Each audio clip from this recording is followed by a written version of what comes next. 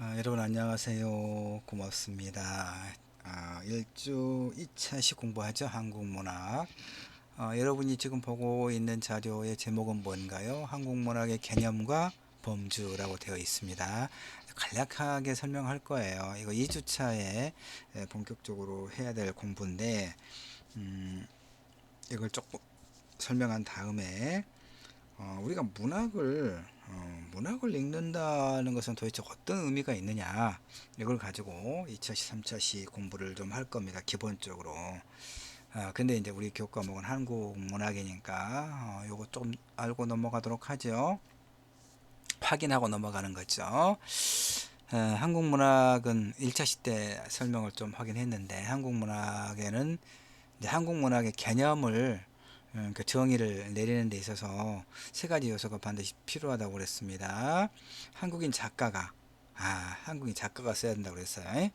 한국인의 사상과 정서를 한국어로 표현한 문학이다. 이제 1차 때 설명할 때는 한국어가 가운데 들어가 있었죠. 상관없어요. 한국인 작가가 한국인의 사상과 정서를 한국어로 표현한 문학을 우리가 한국 문학이라고 해요. 1차 때 설명했던 것은 순서가 좀 바꿔졌고, 한국인 작가가 한국어로 한국인의 사상과 정서를 표현한, 뭐 상관없죠? 예, 여러분 알고 있습니다. 눈 감고 해보세요. 따라간 여러분 각자가 해보세요. 자, 시작. 한국 문학이란 뭐라고요? 한국인 작가가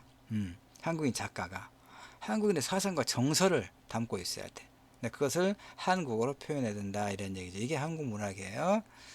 이것도 설명하긴 했는데, 문자가 만들어지기 이전에, 문자, 그러니까 훈민정음이 언제 만들어졌다고 그랬어요? 15세기 중엽에 1443년. 그 다음에 이제 3년간 뭐 또 연구도 하고, 뭐 오린천 강제곡이니 뭐 하여튼 이렇게 좀 만들기도 하고, 그래가지고 1446년에 반포를 했잖아요. 그러니까 문자가 만들어지기 이전의 문학은 어떻게 할 거냐. 일단 보면 한국 문학은 구비문학으로부터 출발했다. 구비문학, 입에서 입으로. 그러니까 이걸 구술문학이라고도 하고 그래요. 구비, 입에서 입으로. 근데 이제 구비문학은 어떤 문제가 있어요. 입에서 입으로 전해, 그러니까 할아버지가 아버지에게, 아버지가 나한테, 또는 뭐 할머니가 어머니에게, 어머니가 나에게, 이렇게. 근데 그대로 되나요? 덧붙여지거나 빠지거나 그러겠죠. 자, 할머니가 나한테 어떤 이야기를 했는데, 엄마가 나한테 또 전해줄 때는 엄마가 생각하기에 중요한 것을 조금 더 강조하거나, 별로 중요하지 않다 싶은 것은 삭제하거나 그랬을 거 아니에요. 그러니까 그대로일 수가 없죠. 문자가 아니니까. 입에서. 그 다음에 기억이라고 하는 것은 우리가 이제 보통 기억의 왜곡이라고도 하거든요. 그대로 복사할 수가 없잖아요. 그럼에도 불구하고 구비문학은 기록문학의 기층이 막 맨 바닥, 바닥의 역할. 그렇죠? 구비문학, 그러니까 크게 문학을 이제 구비문학과 기록문학으로 나눌 수 있겠죠.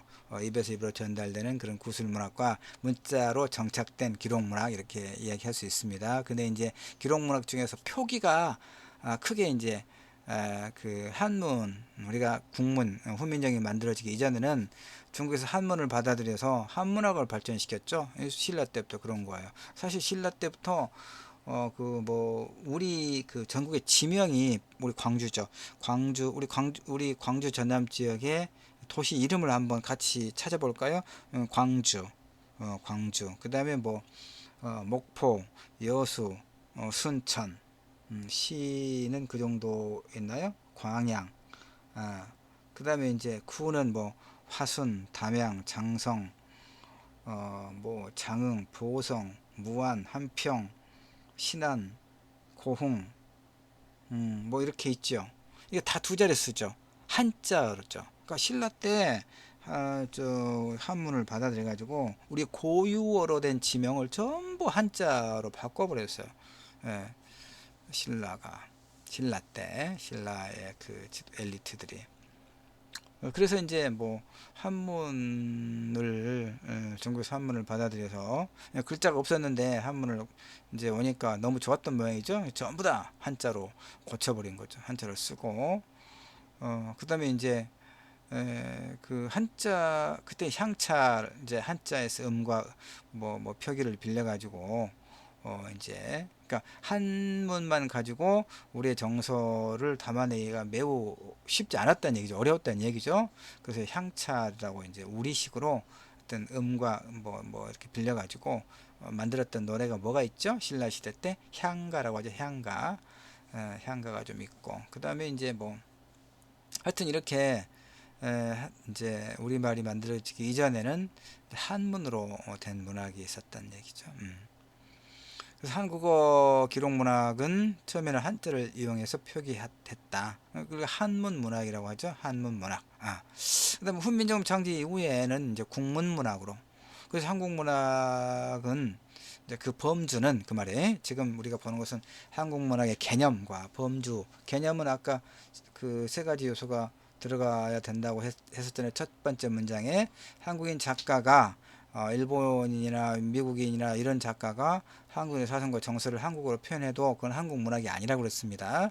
한국인 작가가 한국인의 사상과 정서를 한국어로 표현했을 때 이게 한국 문학이다. 그런데 이제 여기서 한국어로 표현한 것은 한국어가 이제 그 한문 문학도 있고 국문 문학도 있고 뭐 그럼 그 전에는 뭐 어떻게 할까요? 신라 시대 이전에는 구비 문학. 그래서 범주를 한국 문학에서는 이렇게 구비 문학, 한문 문학, 국문 문학 이렇게 세 가지 양상의 문학이 서로 영향을 주고받으면서 발전해 오다가 근대 이후 국어 국문 운동을 거치면서 이때는 이제 한자가 15세기 중엽에 아니 한글이 훈민정음이 15세기 중엽에 만들어졌다 해서 해도 바로 쓰였던 건 아니에요. 그 사대부들은 언문이다 그래서 무시했죠. 그래서 이제 규방 이제 그 이제 양반네의 양반집의 그 이제 부인들이 이제 국문을 익혀서 그 이제 뭐 시와 수필을 쓰고 그랬었죠. 그러다가 이제 본격적으로는 한말 돼서 그러니까 한말이 돼서 임진왜란이 지나고 병자호란이 지나고 그다음에 이제 한말에서 이제 그 제국주의 세력의 국권을 상실하고 그 즈음에서 이제 국문 우리말에 대한 우리말 글에 대한 그런 어떤 운동이 일어나고 그래서 이제 단일한 언어 문자 국문으로 이렇게 기반을 지니게 되었다 이런 얘기입니다. 한국 문학의 개념과 범주. 자, 여기까지 이 자료는 여기까지 보고요. 이제 본격적으로 이제 이 공부를 이것도 조금 넓혀야 되겠죠. 이것을 잠깐만요. 일시 중지를 시킨 다음에 화면을 조정하겠어요.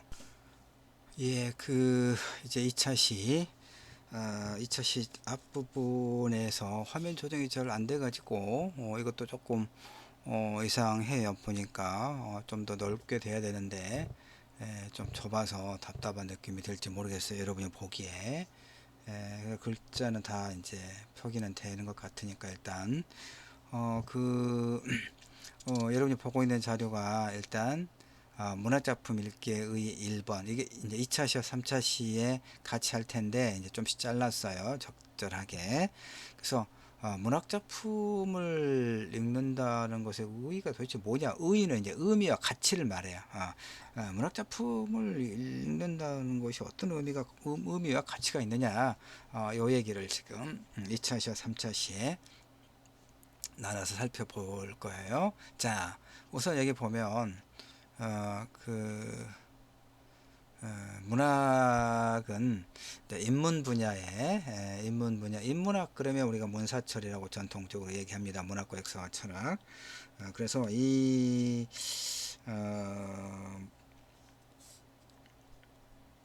문학은 인문 분야의 기본 토대 역할을 해왔다. 철학이나 역사는 또 자기들이 그렇게 말하겠죠. 우리는 문학이니까, 문학이니까 문학 작품 읽기에 의해서 그 다음에 문학은 이제 이걸 조금 더 그 상세하게 설명을 할 거예요. 자, 이게 이상하게 말을 안 듣네. 자, 문학은 이제 그 태어나서부터 우리가 성장하는 그런 과정에서 지적 발달을 돕는다 이렇게 말할 수 있어요. 그러니까 그 의사소통의 언어라고 하는 게 뭡니까? 요 얘기가 뭐냐면 뭐 생존하려는 최선의 욕구와 요 얘기는 그러니까 우리가 갓난아기가 배고프면 울겠죠. 그 다음에 이제 뭘 이렇게 좀 그 배변 욕구가 있어도 또 울 것이고 이게 이제 나름대로 생존과 관련된 그 언어겠죠. 나중에 이제 말을 알아들으면 뭐 엄마 엄마 뭐 밥 줘 그럴까요? 물 그럴까요? 밥 물 그러겠죠. 이렇게 그러니까 의사소통의 언어는 뭐 때문에 생겼느냐 이거예요. 그 저 생존과 관련된 그런 문제란 얘기예요. 근데 나아가서 문학의 언어는 뭐냐? 자아를 인식하고 표현하고 세계에 개입하려는 그런 어떤 욕구와 관련돼서 이제 문학의 언어가 등장한다. 뭐 이렇게 이해를 할 수 있어요. 문학은 인간이 우리가 유년기부터 세계를 인식하는 창이다. 이 말은 뭐예요? 또 그 우리가 엄마 뱃속에 있을 때 엄마가 태교 동화, 태교 음악도 들려주고 태교 동화도 읽어주고 그다음에 이제 아이 때는 뭐 그림 동화, 유아 동화 점차적으로 나중에 동화책 우리한테 읽으라고 좋은 동화책 읽으라고 사주고 강요하고 전집 들여놓고 그러죠. 하여튼 아기 때부터 세계와 교섭하는 그런 이제 창이 되는 거죠. 물론 요즘에는 이제 스마트폰을 또 아이들이 가지고 다니면서 유튜브 뭐 프로그램 보고 그러니까 책보다는 그러긴 합니다만은 그다음에 이제 소위 우리가 점점 성장하는 청소년기에 어떤 정치적 긴장과 현실 세계의 충돌을 경험하죠. 그럴 때 많은 성장 소설들에서 위로를 받고 새로운 어떤 그 이제 지평을 열 수 있도록 도움을 받는 데 있어서 문학은 또 매우 유용한 역할을 해요. 문학을 통해서 이제 문학 이 세 번째는 자꾸 올라가 이상해. 하여튼 문학을 통해서는 그 이제 기록이니까 이렇게 선대로부터 이어받고 후대에게 넘겨줄 문화적 유산을 형성하는 그런 어떤 그 경험의 보물창고, 보고 역할을 문학이 한다는 거예요. 그러겠죠? 그 다음에 근데 이제 텍스트는 잘못된 거고 텍스트로 이렇게 해야 되겠죠. 오타가 하나씩 있나 봐요. 자, 이 말은 뭐냐면 이걸 좀 줄이면 역사와 문학은 어떻게 같고 어떻게 달라요, 여러분? 역사와 문학은 문자로 기록된 거죠. 기록된 거죠. 기록 문학이라고 할 수 있어. 근데 역사는 사실을 바탕으로 한다. 그럼 문학은 뭐예요? 문학은 거짓말을 바탕으로 하나요? 거짓말을 하고. 근데 사실을 바탕으로 하지는 않아요, 문학은. 그럴듯하게. 이걸 개연성 내지 핍진성이라고 해요. 그러니까 문학은 허구를 본질로 해요. 허구 뭐 꾸며낸 이야기죠. 꾸며낸 이야기가 일상에서는 거짓말이라고 하지만 문학은 거짓말이라고 하면 이제 문학을 정말 모르는 그런 뭐 표현이니까 그 문학과 역사가 다른 것은 뭐냐면 문학은 사실을 바탕으로 한다.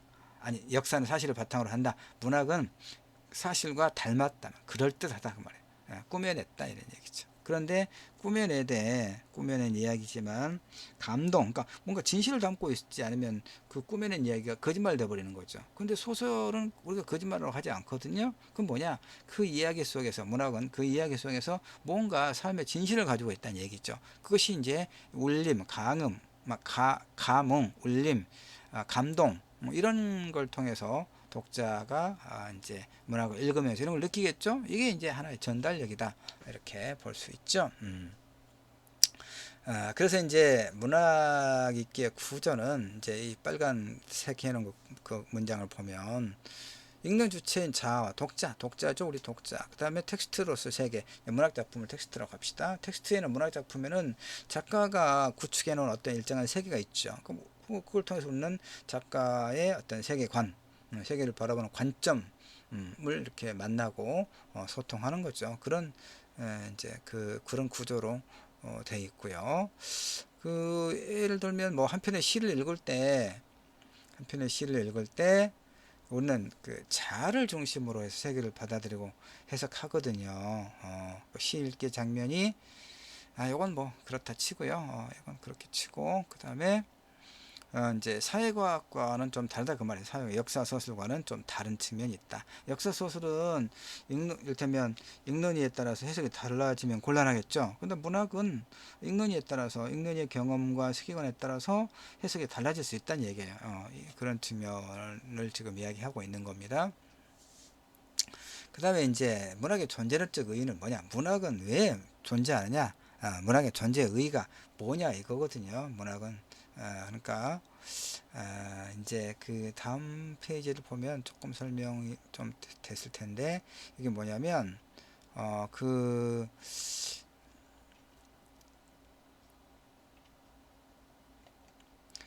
문학의 존재론적 의의가 뭐냐 했을 때 오늘 이게 이상하게 말을 안 들어서 자꾸 이렇게 PPT가 막 제멋대로 왔다 갔다 좀 그러고 있습니다. 어쨌든 또 봅시다.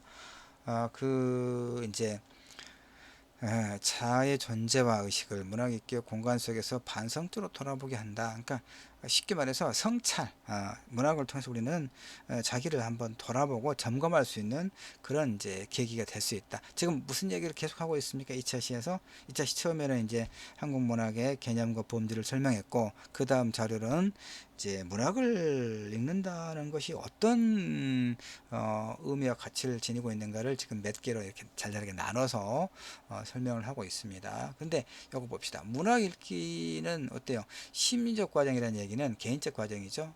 이것이 점차적으로 사회적 과정으로 확산되더라. 이 말이 무슨 얘기냐면 이제 여러분 공지영 소설 도가니라고 전에 있었어요. 그 다음에 그 소설을 원작으로 한 영화가 있었죠. 도가니라고 우리 지역의 뭐 인하학교 청각장애 아이들을 돌보는 그런 학교에서 그 아이들에게 오랫동안 폭력이 또 성폭력이 지속됐다. 그리고 그것을 은폐하려는 시도가 있었다. 이것이 이제 소설과 영화에서 말하고 있는 거죠. 그러니까 독자들은 그걸 읽으면서 어때요?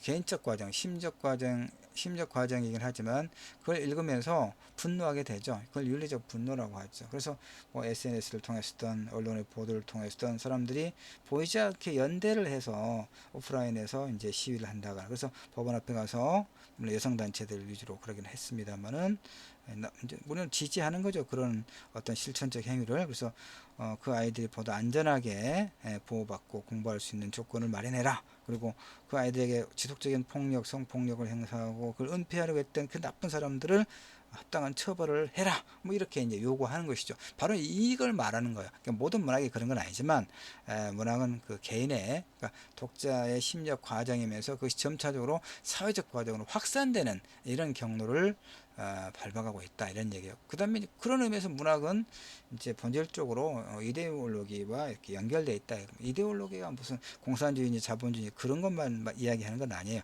세계관을 말해요. 세계관. 작가가 자신의 세계관을 바탕으로 뭔가를 어떤 그 이야기를 소설 내에서 문학 텍스트 안에서 만들어내겠죠. 독자는 그걸 또 읽으면서 이제 작가와 이렇게 의사소통하는 것이고 그 얘기거든요. 근데 그 다음에 여기서 중요한 게 뭐냐면 이거죠. 감동이나 뭐 감흥, 울림 상관없습니다. 같은 비슷한 말이니까 감흥과 해석과 인식의 과정이 순환적으로 상승되는 그런 이제 구조를 가지고 있다. 여러분 조금 어렵게 느껴지는 것은 그렇구나 하고 넘어가도 돼요. 너무 머리 아프게 그럴 게 없습니다. 뭐 시험을 내더라도 여러분이 충분히 이해하는 범주 내에서 시험을 낼 것이고 그러니까 걱정하지 마세요. 그냥 이런 여러 가지 문학을 읽는다고 하는 것이 이런 여러 가지 의미와 가치가 있구나 정도만 여러분이 이해를 하면 돼요. 이 시간에. 그 다음에 이제 요것은 이제 3주차에 그 3차 시에 3차 시에 설명하려고 하는 그런 자료죠. 이렇게 해 놓으니까 여간 이 자료가 내가 여러분에게 설명하기도 굉장히 불편하고 그러는데 일단은 요 자료는 3차 시에서 자료를 좀 다시 정리를 해서 2차 시와 3차 시 자료를 끊어 가지고 여러분과 이야기를 할게요. 그래서 이제 지금 이제 그 2차 시 마지막 그 장, 이 페이지를 보도록 하죠.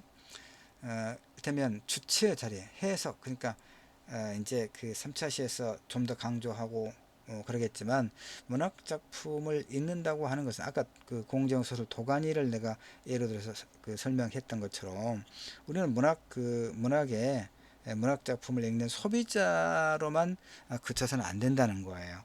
객체로만 있어서는 문학 작품의 진정한 의의를 우리가 발견하기 어렵다. 그럼 미연의 문학이 있기다. 지금 그 얘기를 하고 있는 거예요. 그러니까 그럼 어떻게 하라는 얘기냐? 그 문학을 그 읽는 그 소비자, 소비하는 소비자의 자리에서만 있을 게 아니라 어떤 그 문화적 실천을 행하는 어떤 주체의 자리로 나아갈 것이 필요하다. 이것이 문학 작품을 읽는 어떤 궁극적인 의의다. 이것을 이제 3차 시에 그 설명을 할 거예요. 설명을 할 거고. 그래서 이제 그 1차 시 때도 이야기했습니다만, 우리가 매 차시 수업마다 그 이제 도입부에 그 우리 공식 인사가 있어요. 마음 다짐하는 사랑합니다, 뭐 고맙습니다, 축복합니다, 이렇게. 예, 그리고 이제 마지막 그 수업을 정리할 때는 명상 음악, 뭐 동영상도 좋고, 뭐 이제 학교에서 그 뭐 마음 동영상을 만들어 놓고 교양기초교육원에서 여러 개 있어서 그걸 이제 활용하도록 되어 있는데, 뭐 굳이 활용 그거 아니더라도 적절하게 우리가 뭐 그 마음을 좀 편안하게 만드는 그 음악을 좀 들으면 좋겠다 싶어서 명상음악 클래식을 한 3분 들으면서 한 3분 같이 들으면서, 자, 쇼팽의 발라드 3번, 예, 요걸 한번 우리 같이 감상을 해볼까요? 마음을 편하게 하고.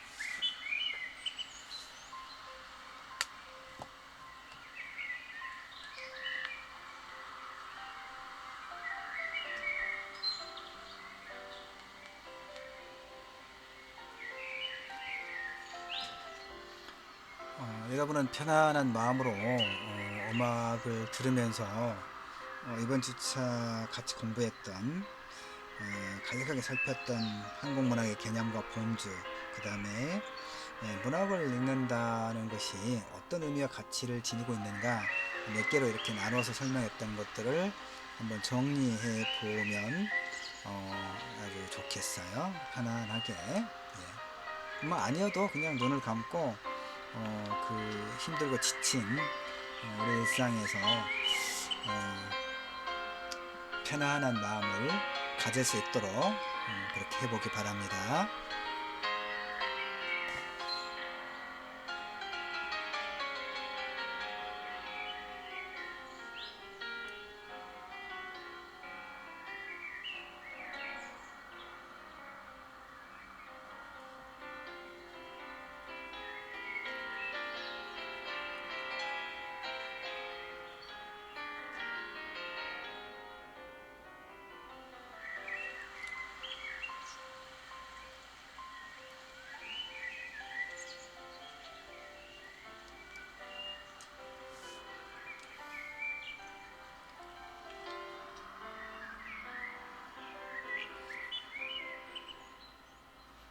자, 음악은 여기까지 듣도록 합시다.